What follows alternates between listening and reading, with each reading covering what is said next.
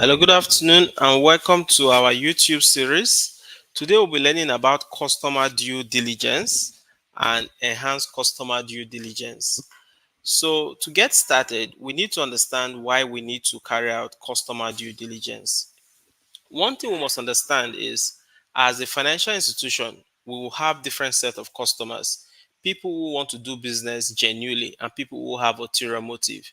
So it is very good that you carry out due diligence before onboarding a customer. And that's why frameworks such as ISO 3100 insist on having procedures to conduct customer due diligence and also enhance customer due diligence. So let's get started. Now, the both processes look similar, but there's a difference between both processes, and they cater to verify the identity of customers and also assess the risk customers may likely pose, which may lead to money laundering or terrorist financing, or maybe any other financial crime out there. Also, we need to know what makes CDD and EDD different. So now let's look at customer due diligence, which is most times abbreviated as CDD. So it's a standard level of due diligence that should be applied to all customers, irrespective of the portfolio of their investment or financial contribution to your business. So when you want to do a CDD, you have to collect identification document like the name, like photocopy of utility bills, so that you can be able to identify this individual. And for corporate bodies, you can also do CDD. Now, you also need to know that if you are doing a CDD for a corporate body, you need to know the nature of the business. What do they do? You need to know the nature of their business. Also, you need to also assess the risk this customer will pose. So take for example, if somebody is politically exposed and the person is coming to open an account and somebody who is just an employee of a regulated financial institution, the threats and risk both customer will pose will be different. So most times CDD is applied generally, but you can also do that when you notice that customers may pose a high risk. For example, you want to open a bank account, you want to apply for loans, you have to do your due diligence on the customer. You are free to drop your questions on the comment section just to give room for comments. At the end of the training, we are going to answer all your questions, right? So let us look at EDD, Enhanced Customer Due Diligence.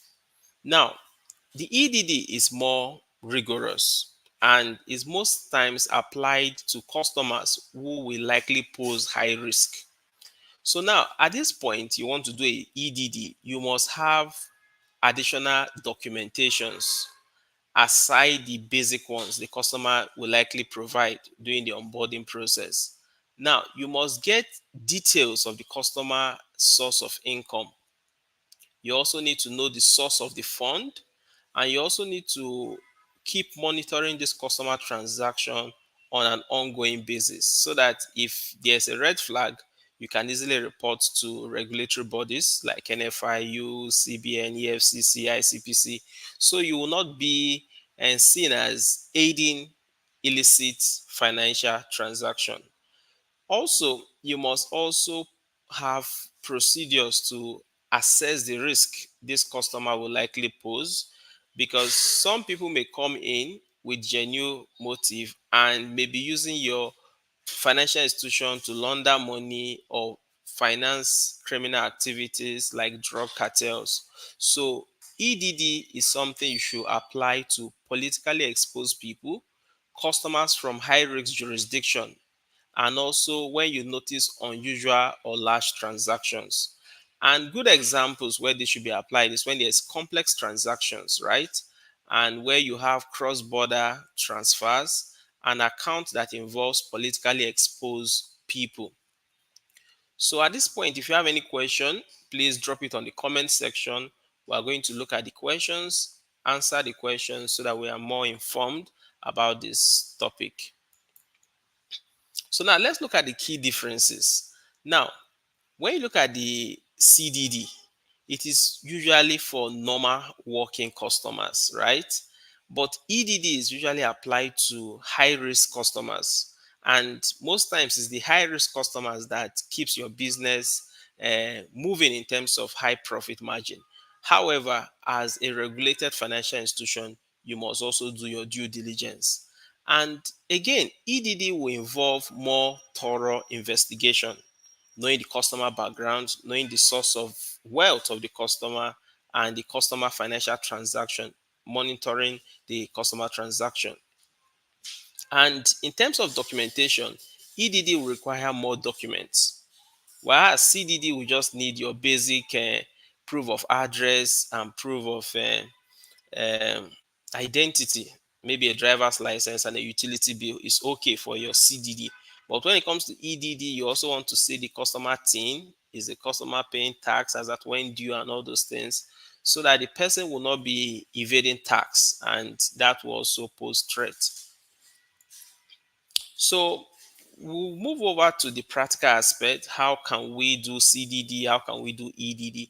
But it's very important we understand that the enhanced customer due diligence is more comprehensive. And as a regulated financial institution, you should have your CDD form and EDD forms so that you will not be found wanting in terms of compliance with regulated um, institutions as far as their due process, due diligence is concerned.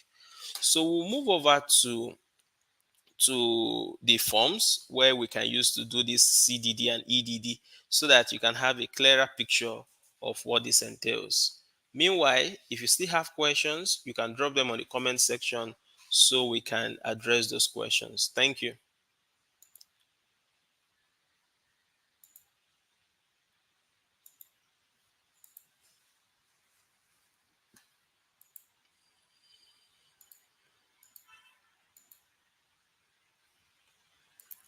So let's look at a simple CDD form for an individual, because when you are drafting your EDD and CDD form, you have to take into cognizance that when you are profiling a corporate body and you are profiling an individual, it's different.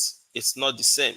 So for an individual, you should be able to have personal details like the person's title, the person's first name, the person's surname, the mother's maiden name, the gender of the person's nationality, phone numbers, email address, permanent address, correspondence address, because you may need to send mails to some of these places. You need to send physical documents.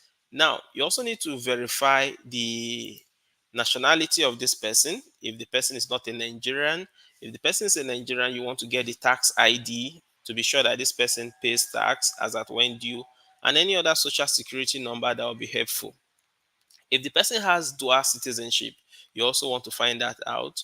You also want to get the person's passport details. The person may have multiple passports, so you want to get each of those passport IDs so that in case of any form of illicit transactions, you have enough information to carry out your investigation. Then, if the person is on paid employment, you want to know where the person is working, the address, and if the person is a key shareholder in the business. Do you understand? So these are things you need to put in place when you are doing your customer due diligence. Then the person may be a beneficiary of inheritance and other wealth instruments. You also want to be sure that you've documented all those things appropriately. So you also want to know the source of funds. You want to also know the source of funds, and so that if the person is bringing in funds into the business, you are sure that yes, these funds are not source of money laundering and illicit finance. So You also want to get the person's bank details in case you want to do other form of investigation. Then you can get security questions like the person's mother's maiden name and other kind of questions in case you want to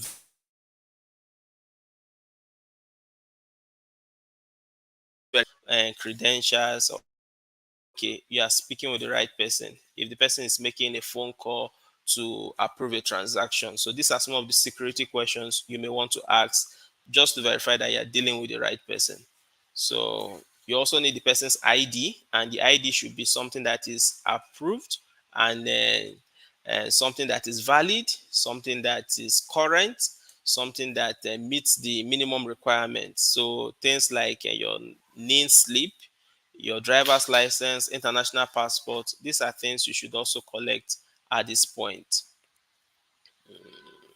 So basically, that's what you need when you want to do your CDD for an individual.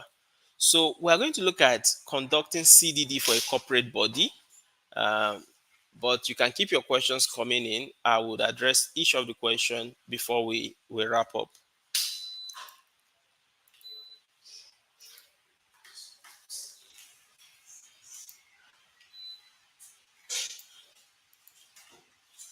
Okay.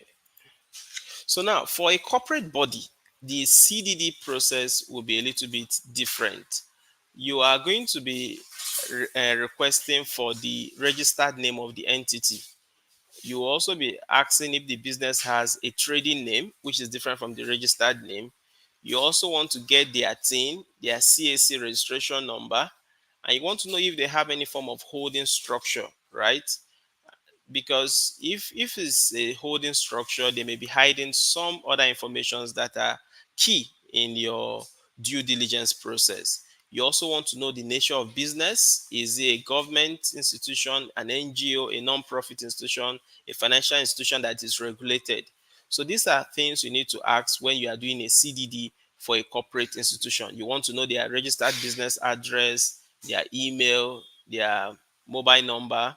Then you also want to know the key people in the business, the beneficial owners, the key controllers, the direct appointees, the authorized signatories, the directors, and intermediate owners. So you want to know these people. So you have to get their details so that you can be able to profile them as it should be.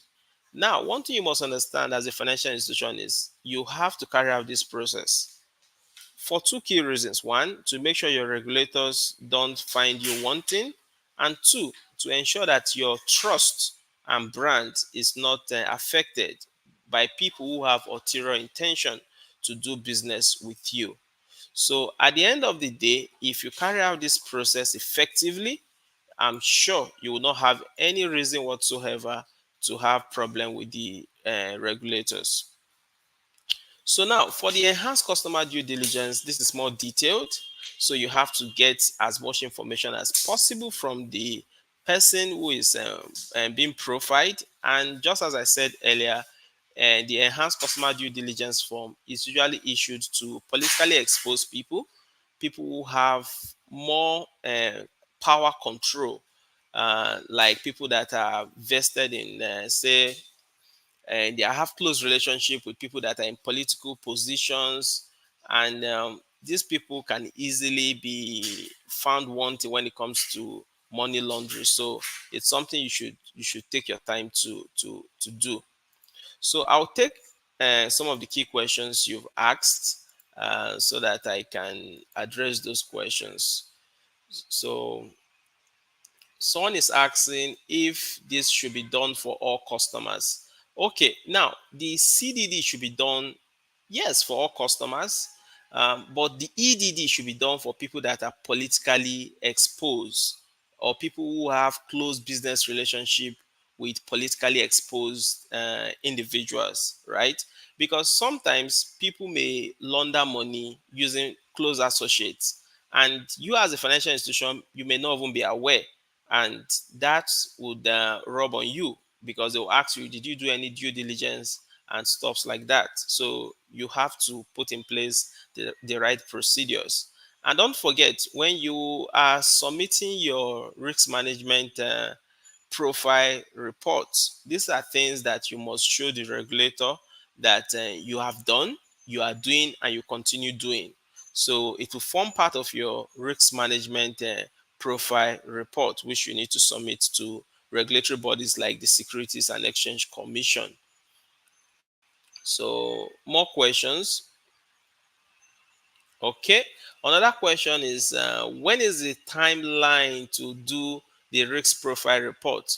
Okay. So based on SEC directives, the risk profile report should be submitted by January. However, by 30th of September, you should send in your risk management policy for approval.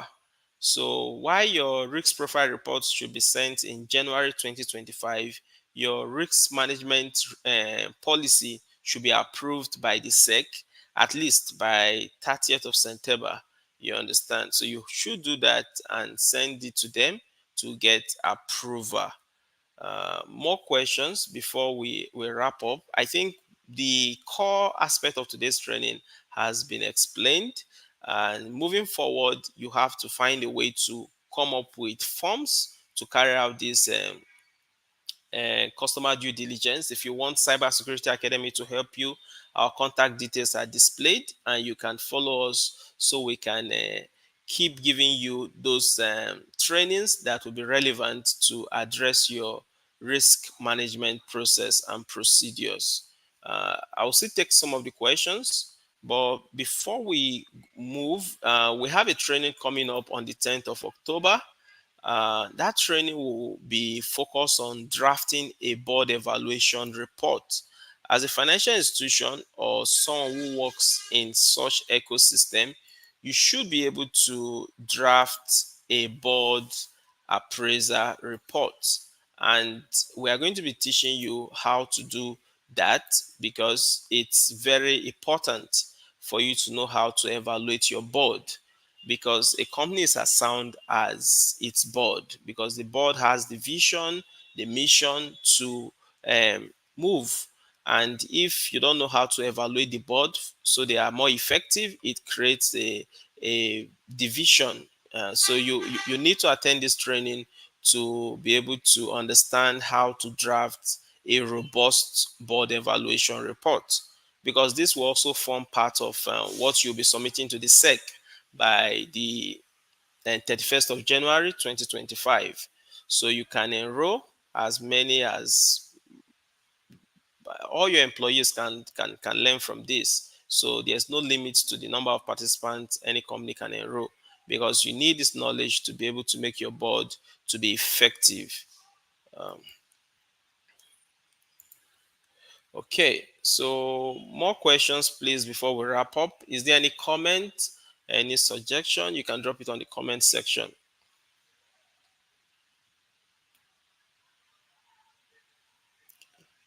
Okay, someone is asking, can you assist us with drafting a procedure for customer due diligence? Yes, we can help you out with that.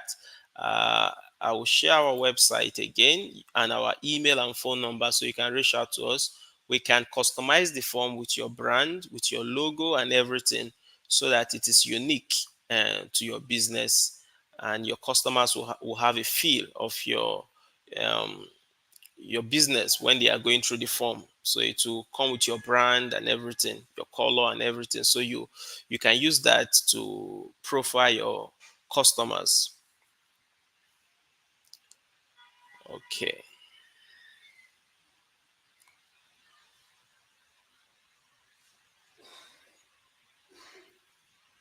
Okay. Someone is also asking, what are the minimum documents to carry out due diligence? Well, you have to have at least the customer means of identification. You must also have a proof of address. At some point, you may also need to get referees, most especially when a loan is, or guarantors when a loan is at stake. So minimum is proof of address and then proof of identity. These are the minimum things you should ask for during a customer due diligence procedure. Okay, so with that being said, we are going to wrap up today's training. For the comment and sections, we would encourage you to drop them and we'll attend to them on the platform. Thank you so much and enjoy the rest of your day.